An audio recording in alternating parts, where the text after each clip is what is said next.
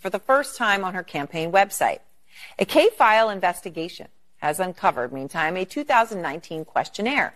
And in this questionnaire, Harris laid out some much more liberal stances, among them on immigration. So in 2019, in what K-file found, she said she would cut funding to ICE, writing, quote, "Our immigrant detention system is out of control, and I believe we must end the unfair incarceration of thousands of individuals, families, and children. I was one of the first senators after President Trump was elected to advocate for a decrease in funding to ICE." Well, now, of course, she's touting the Biden administration's executive order to crack down on the border. K-File's Andrew Kaczynski joins me now. Andrew, that's pretty incredible on its own when you're talking about what you found here on ICE. What else did you find? Yeah, and this was a questionnaire that she filled out for the ACLU, and this questionnaire is really an interesting snapshot in time of that 2019 Democratic primary. Kamala Harris was trying to get to the left of Bernie Sanders. She was trying to get to the left of Elizabeth Warren, and you really see that in a lot of these answers, and I want to walk our viewers through a little bit of what she said. Let's just take immigration and look at what she said here.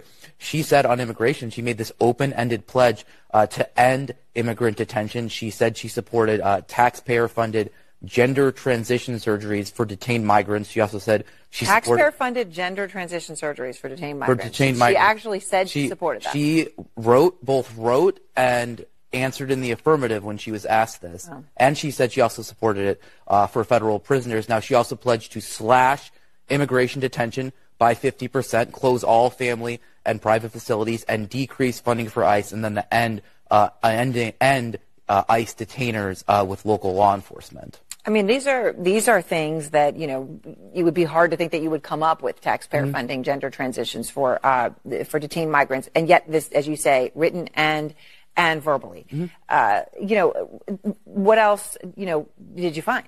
Well, let's take a look at her answer here on drugs. She got asked about the question from the ACLU was, since drug use is better addressed as a public health issue through treatment and other programming, will you support the decriminalization at the federal level of all drug possession for personal use? And Harris answers yes. Now, what would that mean? Well, it mean the federal all drug possession. That's not just marijuana, which she alluded to in her answer to this question, but it also would mean it's federal level of all drug possession, fentanyl, crack, yes. Cocaine, things like that. Yeah. Have they responded to you on her changes on these issues? So we did put this question to the Harris campaign about the entire ACLU questionnaire, and the Harris campaign didn't answer any questions from CNN. Instead, they just provided a statement from an unnamed Harris campaign advisor that just said, the vice president's positions have been shaped by 3 years of effective governance as part of the Biden-Harris administration. Now, they declined